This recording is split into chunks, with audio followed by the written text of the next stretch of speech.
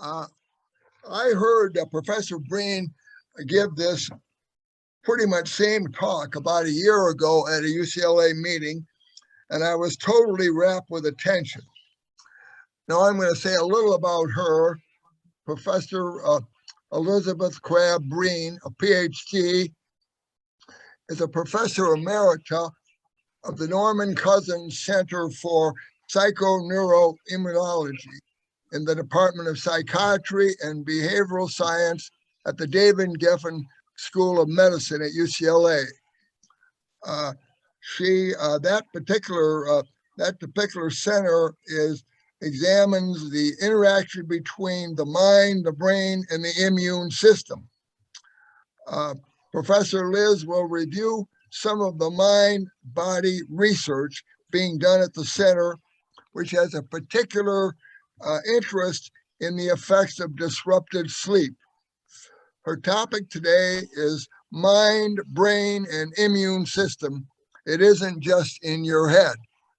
And now we're delighted to have Professor Elizabeth Breen. Thank you, Professor. You're starting a little late today, so you're welcome to speak a little longer if you'd like, and maybe we'll cut back on the questions.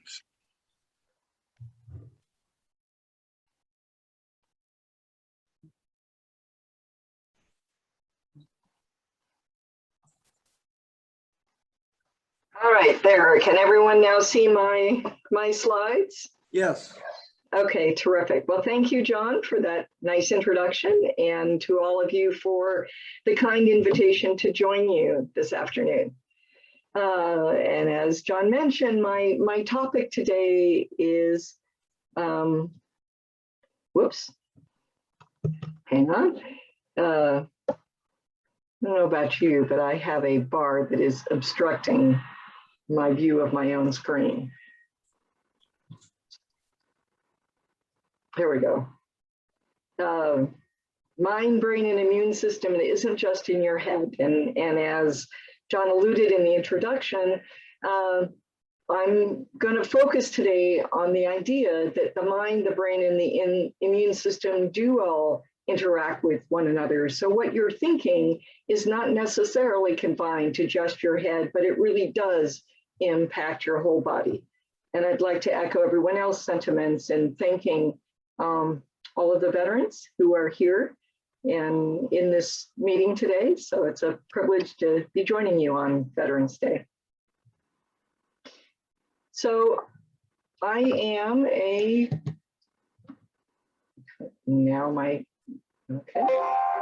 there we go. So the Interdisciplinary Center, of which I'm a member at UCLA, is named for Norman Cousins. And Norman Cousins was a journalist, an author. He was the editor of the Saturday Review, which was a compilation of writings and essays and such for 3 decades. And he had a medical experience of his own that then led him to come and spend many years at UCLA, actually until he passed away in 1990. And the thoughts that brought him to UCLA is that because of his experience are expressed in this quote, the idea being that the body's drive to heal itself is not independent of what a person believes. That there is in fact a link between what a person thinks and believes and one's ability for the body to heal itself. And his personal experience with illness was described in his book, Anatomy of an Illness, which I don't know if any of you perhaps have read that book or are aware of it. And this is a quote directly from the book. And sort of the bottom line is he became convinced through his own personal experience that laughter and humor and in general positive thinking actually directly affects what's going on in your body. And so this led him to come to the School of Medicine at UCLA in 1978 at the invitation of our wonderful Dean Sherman Melenkoff.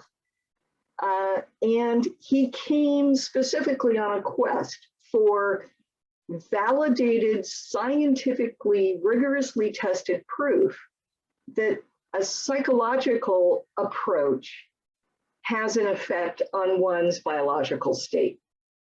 And specifically that it was this idea of positive emotions and attitudes. And I've listed here a number of the emotions and attitudes that he specifically listed in some of his writings. And the one that always amuses me is the final one, festivity, which I think is a great way to talk about joy and fellowship and celebration and, you know, the positive times of being together and celebrating with others. So this very much helped the field of psychoneuroimmunology to emerge. This idea of this interaction between the mind, the brain, and the immune system was just emerging at this time. And that's where this abbreviation PNI came from. And so Norman Cousins, in collaboration with Dean Mellenkopf, appointed a task force of scientists at UCLA across multiple disciplines that could really address the broad range of the questions in this field. And that became known as the UCLA program in psychoneuroimmunology. And it may in fact have been one of the first organized programs in PNI in the country, and maybe even the world. And then with Norman Cousins' passing, his estate endowed a research center at UCLA, which to this day bears his name. And so that is how we became an actual organized research unit within the School of Medicine at UCLA, the Norman Cousins Center for Psychoneuroimmunology. And our founding and still current director of the Norman Cousins Center is Michael Irwin, who is a psychiatrist within the School of Medicine. So PNI, Psyche, Neuro, and Immunology. Because it just sort of flows better on the tongue, the term eventually became Psychoneuroimmunology. But the true root of this term, the first part, is indeed psyche. And what do we mean by psyche? And psyche is a very ancient term referring to the mind. And if these images are not familiar to you, these are from the animated film called Inside Out, which if you have never seen it, I highly recommend it as an extremely creative way of visualizing and conceptualizing what our brain looks like and how it operates. And these are the characters that represent the 5 basic emotions that are recognized as making up our psyche: sadness, anxiety, anger, disgust, and joy. So they make a great illustration of these are the feelings and the emotions that are the mind, which is different from the neuro part of this, which is the neurology, the neuroanatomy, which is the actual physical brain and its physiologic actions, the interconnectedness of the different parts of the brain, and the central nervous system, which is the spinal cord that extends from the brain and is the conduit for messages going out from the brain and for stimuli returning from the body to the brain. So that's the physical, anatomical, neurological part of our brain, which is different from the psyche, which is the mind. And then the third part of this is immunology. And so that refers to the immune system. And the immune system is very complex. I'm an immunologist. That's my training, is in the field of studying the immune system. And the immune system consists of external barriers that are physical, like our skin. But most of what we think of and what we study of the immune system are the internal components, which are the internal barriers that protect us from anything foreign that comes into our body from the outside that poses a threat. And you can, and you know, it's very complex. This cartoon, I think, does a very nice job of just illustrating that there are all these different parts. And I'm going to come back and talk about one particular part a little bit later. But the idea that this is the system that protects us from outside infectious agents, from toxins, anything that could be potentially harmful. It's the immune system that recognizes, responds, and eliminates these threats to our well-being. So that's the ideas behind psychoneuroimmunology. And the goal of the Cousins Center for PNI, as well as humanity in general, is pursuit of well-being. And in a research context, in a psychology or psychiatry context, these are the three components that we think about in well-being. One is an absence of negative symptoms. So depression, anxiety, and insomnia. Well-being is the absence of those things. Resilience, which is our ability to rebound, to react, to respond in a positive way to our experiences. And the third, happiness. And then two both philosophical as well as psychological ways of thinking about happiness is there is hedonia, which is whatever it is that makes us feel good. And then there's eudaimonia, which is feeling that one has purpose. And those are both components of happiness. So what I'd like to focus on today is just one small part of the PNI research that goes on at the Norman Cousins Center here at UCLA. And that is the role of mindfulness and mindful awareness practices. So what is mindfulness? This is a term that gets thrown around a lot right now. It's very popular. And what does it actually mean? So mindfulness itself is a state of consciousness in which one pays attention to the present moment.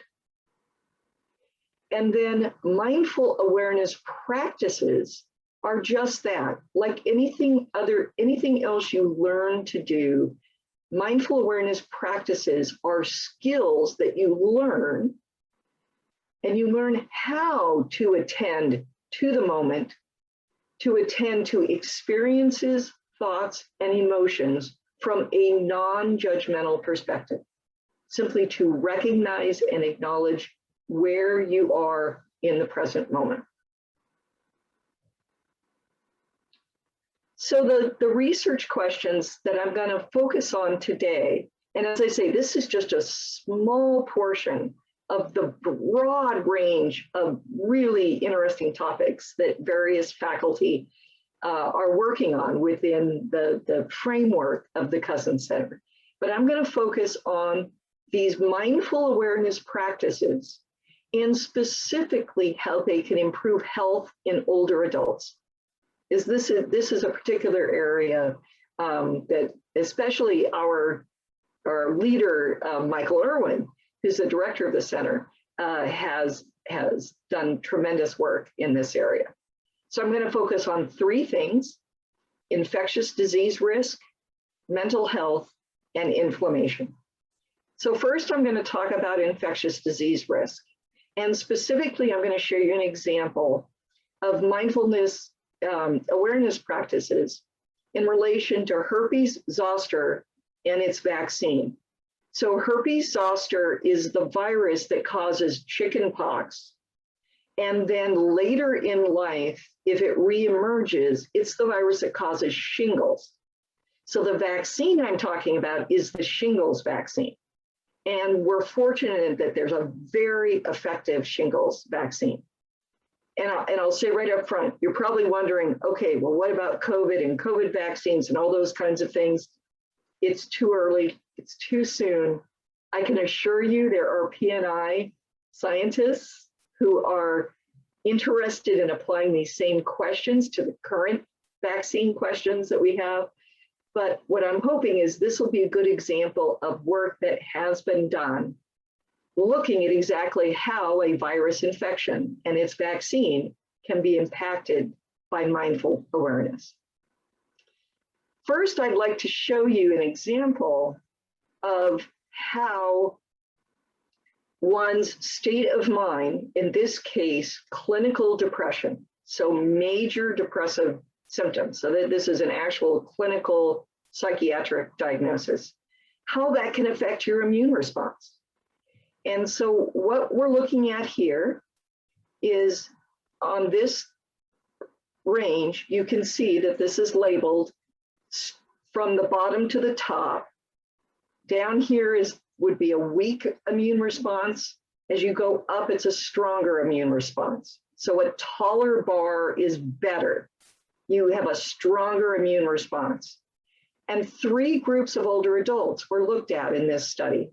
A group that was not depressed, a group that was depressed and ultimately did not receive any treatment for that depression, and a group that started out depressed but then received treatment. But this is showing where these groups started in their response to the herpes zoster vaccine. So this is the shingles vaccine.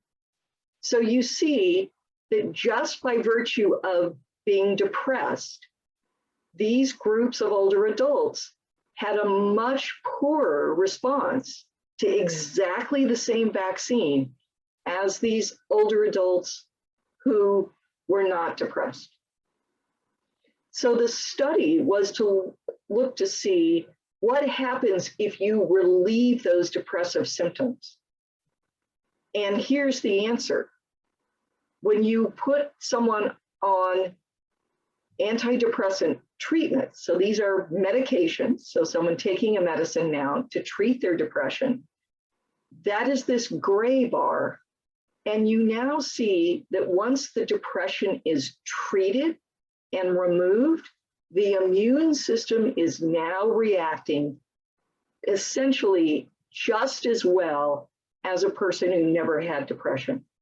So this is a really good, clear example of how someone's state of mind is directly impacting their immune response. And if you can address those negative feelings, in this case with medication, you can improve the immune response.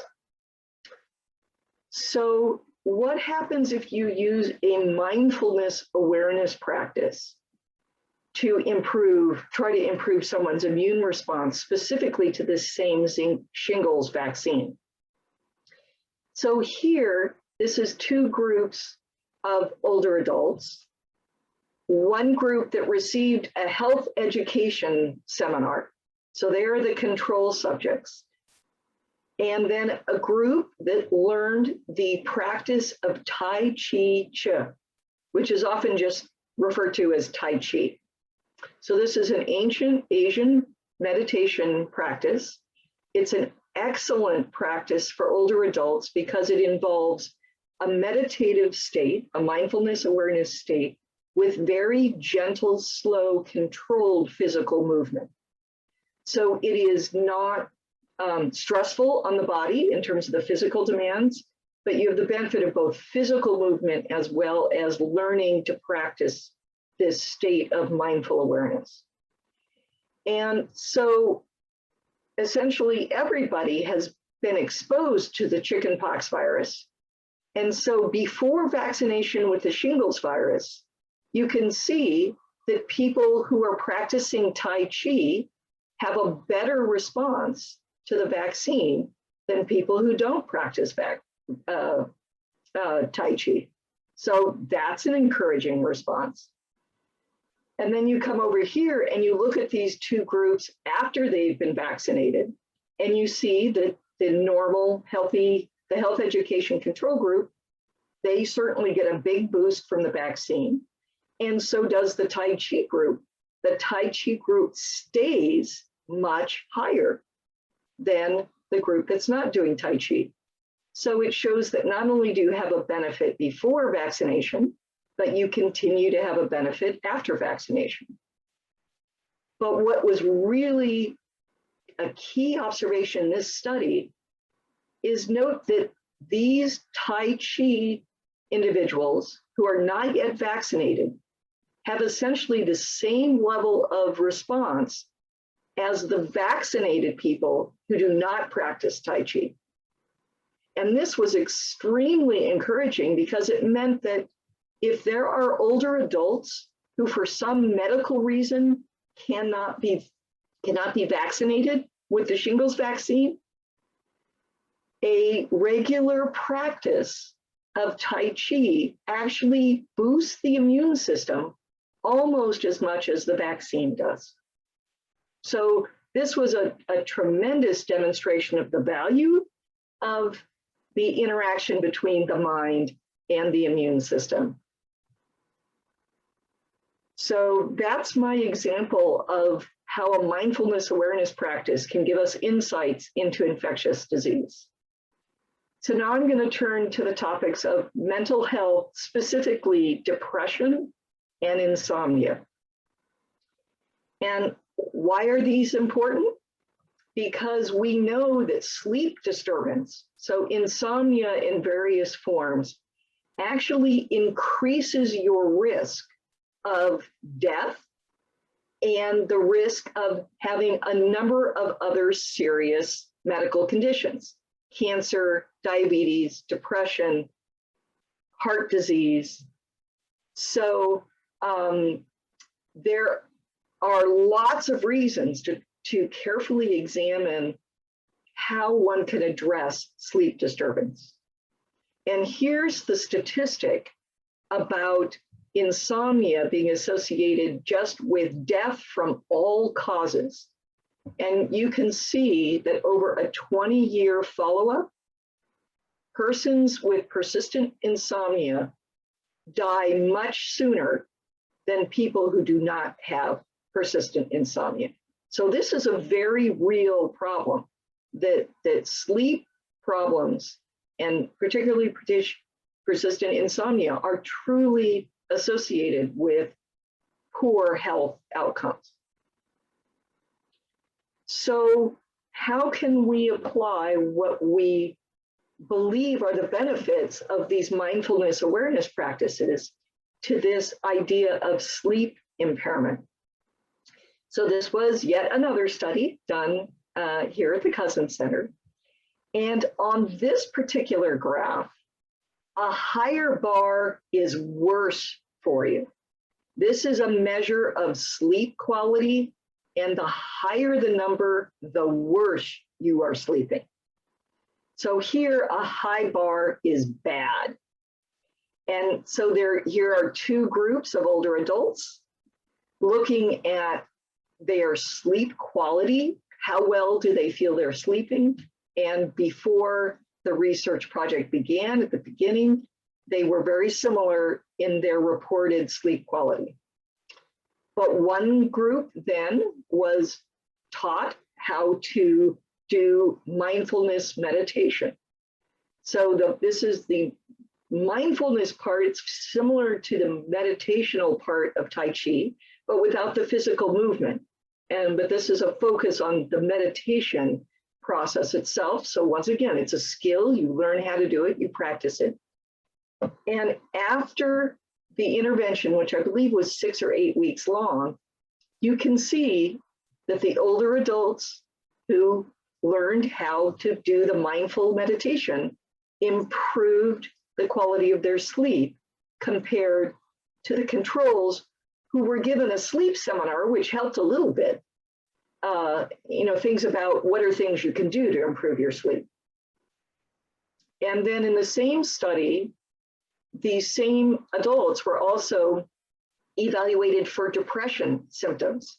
And once again, the higher the number, the more depression symptoms. So tall bars are bad. And once again, you see the same thing. The older adults who learned mindfulness meditation had a reduction in their depression symptoms, and with virtually no change in the control group. So another example, this time looking at sleep and depression, that a mindfulness practice can be beneficial. Here is another study that was done in breast cancer survivors. And insomnia is a serious problem for a small percentage of women after they've been treated for breast cancer. And so once again, this is the same sleep index. A high number means worse sleep. And so you can see at the beginning of the study, these two groups of breast cancer survivors had fairly high scores. And the blue line is, once again, Tai Chi. That's what the TCC stands for. And the yellow line, the gold line, is for something called cognitive behavioral therapy, which is a group talking therapy. And this has been designed specifically to address issues related to insomnia. So that's what the CBT-I stands for. So cognitive behavioral therapy for insomnia. And you can see both of these therapies were very effective at improving the quality of the sleep, that the Tai Chi was nearly as effective as the traditional talking therapy. And once again, looking at the depression symptoms, same score, same scale. So high numbers are worse, more depression symptoms. Here you can see that once again, Tai Chi and CBT both help to reduce depression symptoms and actually sustained these results over long periods of time. So yet another example of how in a different group, survivors who have insomnia related to being survivors of breast cancer treatment, that the awareness practice of Tai Chi was as beneficial as a traditional talking therapy. So the third area is inflammation. And this is another area that, particularly with a focus on aging, aging is associated with increased inflammation. And I'm coming back now to this cartoon of the immune system, because here is inflammation. Inflammation is part of our first line of defense against organisms and foreign materials that come into the body, which is what these critters represent right here. And the job of inflammation is to identify and exterminate these intruders. So inflammation is absolutely critical as part of our first line of defense of the immune system. But chronic inflammation is not our friend. When inflammation does not come up to deal with a threat and then resolve, and instead becomes chronic, then inflammation can actually cause damage to the tissues where the inflammation is occurring. And similar to the picture that I showed you that had sleep disturbance in the center, inflammation, likewise, is associated with lots of poor health outcomes. But once again, I stress this is chronic inflammation. So how does something like inflammation connect with what's going on in our minds, what we're thinking and what we're feeling? How does it actually impact our well-being and health? And Dr. Irwin is fond of using this concept of how does it get under the skin? How does what we're thinking and feeling actually get under the skin and affect what goes on in our bodies? Well, this is a very complex gene expression profiling. So we have, thousands and thousands of genes that make up our DNA. Those genes get expressed into RNA. And in the laboratory, you can take RNA out of white blood cells or out of other tissues of the body and look to see which genes are turned up and which genes are turned down. And Steve Cole in the Cousin Center is one of the world's leaders in doing this kind of analysis. And this is like big number, you know, heavy duty, not quite supercomputer, but lots and lots of number crunching. But visually, this can be represented in this way, that a green square is a gene that gets turned down.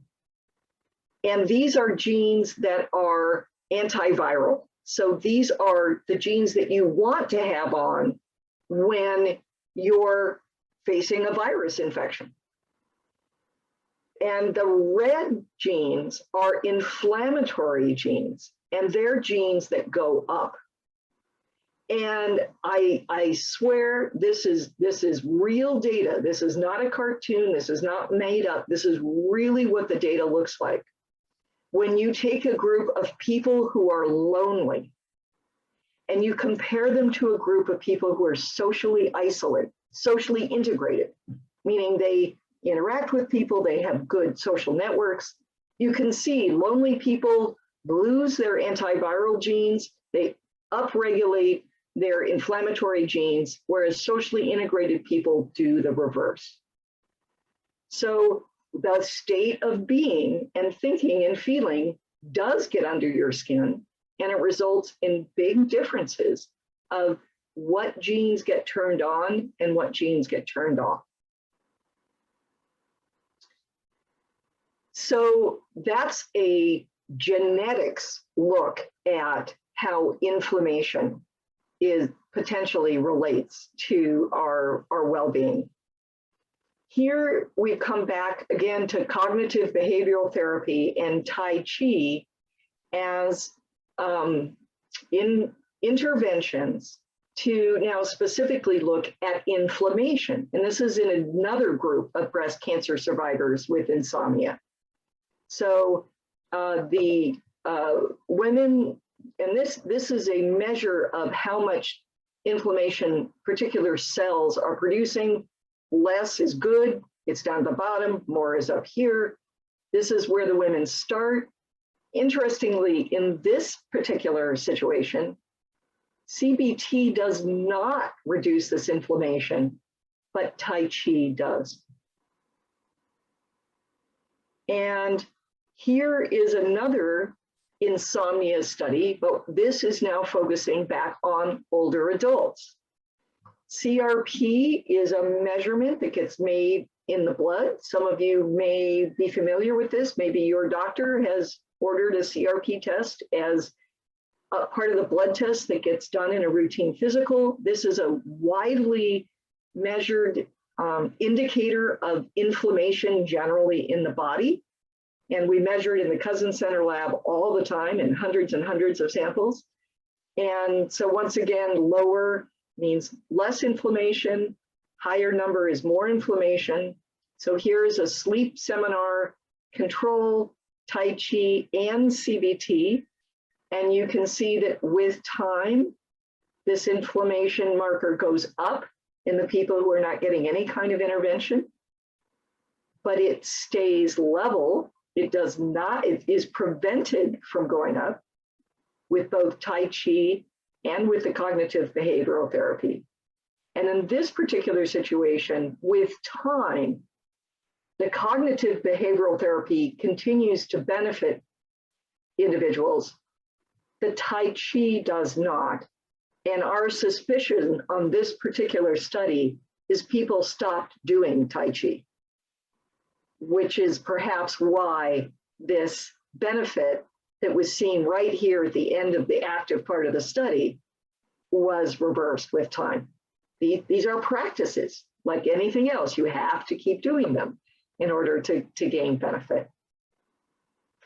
So these are three ways in which I've helped you see that mindfulness meditation and other similar mindfulness awareness practices help us to quiet the mind and the body and have other benefits as well.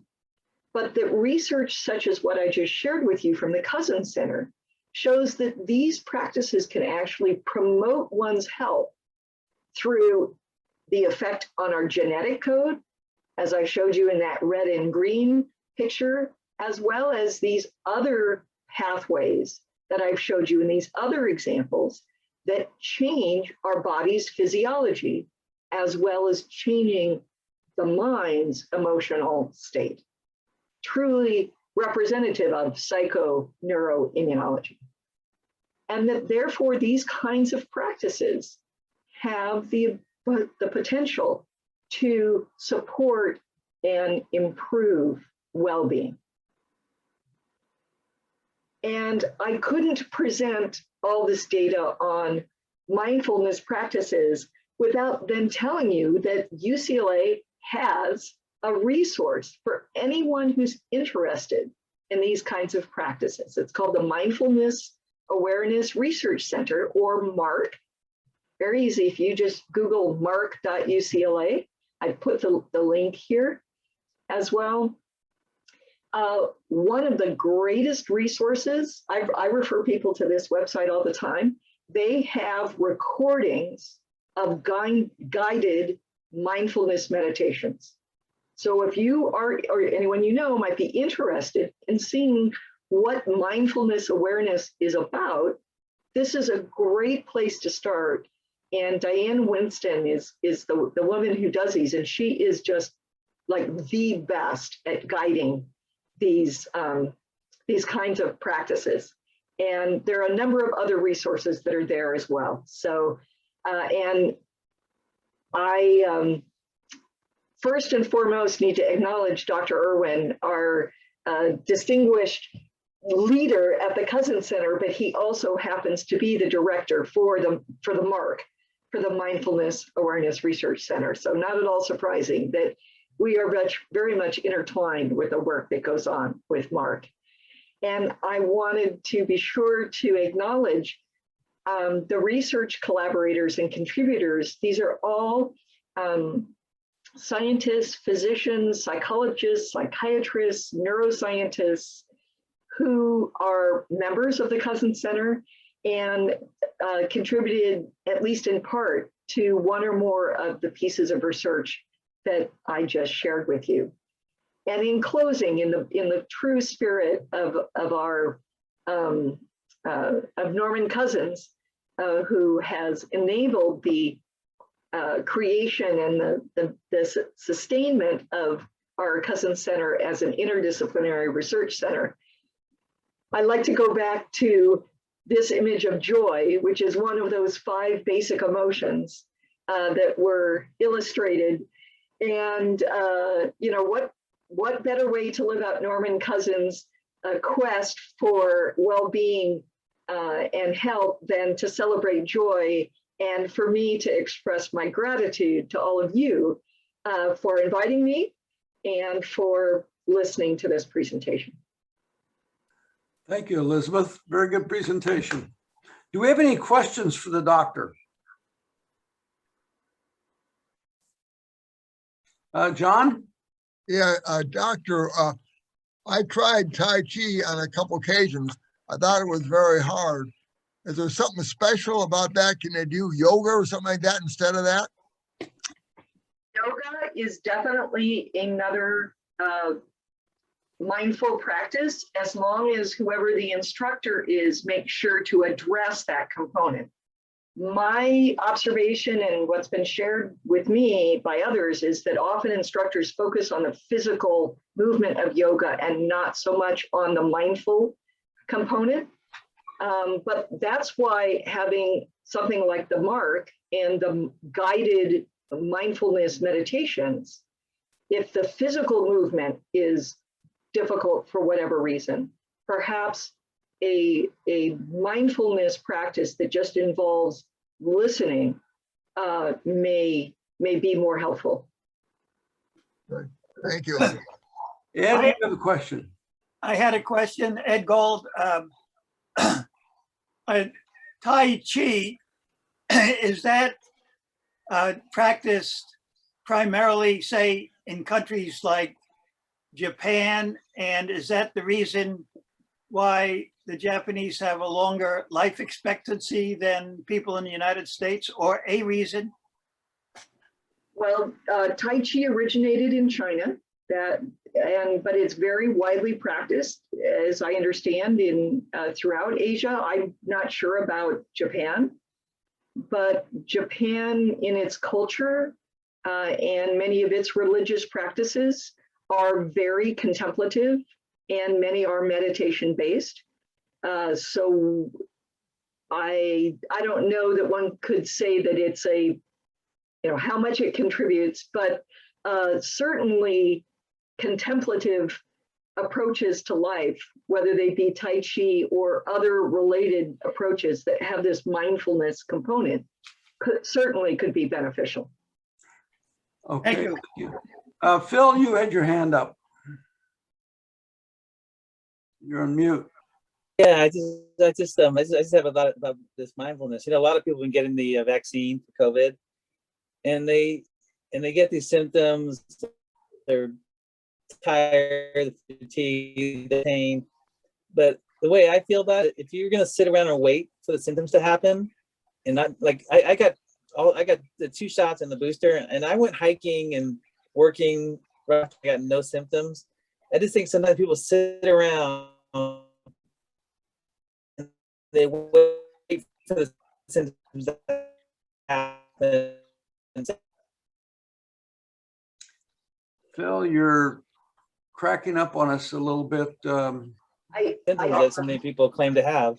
I think I get the gist of the comment, though, and tell me, Philip, if I'm off base, and that is how you respond, the mental attitude with which you take a situation like this. This is exactly the premise of Norman Cousins' quest of trying to show that there are actual scientifically valid links between one's state of mind and one's physiology. And however, in that specific instance, those symptoms are from inflammation caused by the vaccine. And this is an example of where that is not a bad thing. That is the immune system and the vaccine doing exactly what it's supposed to. And those symptoms resolve in a day or two. That's actually a really good example of inflammation doing its job, and then it goes away and does not become a chronic problem. Okay, since we passed the 1:30 mark, we'll have one last question, and Dwight has his hand up. So Yeah, go ahead, Dwight. I'm curious about the experiments, the sleep experiments. How large were the groups, and were the subjects randomly assigned? Those are randomly controlled trials. So yes, the subjects are randomly assigned, and they do not know which assignment they've gotten. It's set up, well, if it's sleep seminar and mindfulness meditation, they can be introduced in a way that even once someone starts the sleep seminar versus mindful meditation, they don't know if they're in the experimental or the control group. If it's a health education seminar versus a physical activity like Tai Chi, that's a little more apparent. But the randomization, those are all controlled, totally randomized groups. And off the top of my head, the size of the group, it varies from study to study, but we're talking about, at least usually 100 people. This is not just, 10 or 15. These are done usually in groups of 6 to 8 people. And we do multiple waves of those. Okay, thank you. Okay. With that, we'll conclude today. We want to thank you, Dr. Breen, and in your honor, we're going to make a contribution to the Westwood Village Public Library. Oh, So, wonderful. thank you very much for your presentation.